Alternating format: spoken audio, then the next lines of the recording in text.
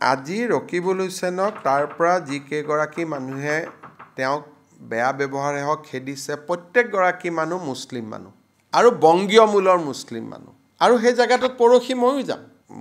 মোকো কোনোবাই শ্লোগান দিব পাৰে মোৰ এগেইনষ্টত মই নাজানো কিন্তু পৰহি মই যাম কাৰণ আজি আমি সিদ্ধান্ত ল'লোঁ এখন ফৰেষ্ট কৰিম গতিকে পৰহি অশোক সিংঘাল আৰু ময়ো তাতে যাম গতিকে কিন্তু ৰকিবুল হুছেইনক যোনে তোনে খেদে এতিয়া ধুবুৰীটো খেদে গোৱালপাৰাটো খেদে নগাঁৱতো খেদে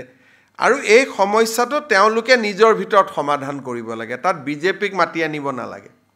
কাৰণ বংগীয় মূলৰ ৰাইজৰ মাজত বিজেপিৰ প্ৰভাৱ নাই বুলিয়ে ক'ব পাৰে আৰু সেইকাৰণে গোৱালপাৰাত যদি বংগীয় মূলৰ মানুহো বিজেপি বুলি কয় তেতিয়াতো আমাৰ কি হ'ব তেলে 126টাৰ 126টাই আমি পাই যাম দেখোন গতিকে কোন ভিডিঅ' চালে আপোনালোকে গম পাব এইবোৰ কোন মানুহ হয় কৈছোঁ যদি বংগীয় মূলৰ মানুহে বিজেপিৰ ইচাৰাত চলে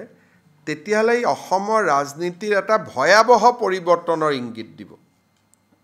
কিন্তু মোৰ হাতত ইমান ডাঙৰ ইংগিত নাই যদি ধুবুৰী গোৱালপাৰাত 10 লাখ ভোটত জিকা এমপি জনক যদি কোনোবাই খেদিব পাৰে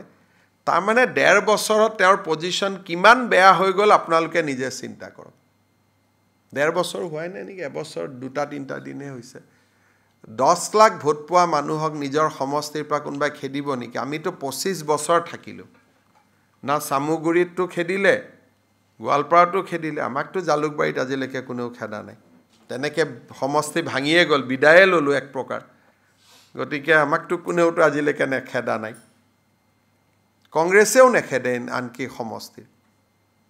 সমষ্টিৰ কংগ্ৰেছ মানুহখিনিও ভোট নিদিলেও ভাল পায় আমাক নেখেদে অন্তত গতিকে তেনেকৈতো পাৰেই কৰিলোঁ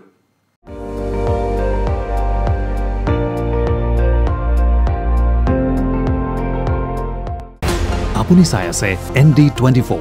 সৰ্বশ্ৰেষ্ঠ নহয় সৰ্বোত্তমৰ দৌৰত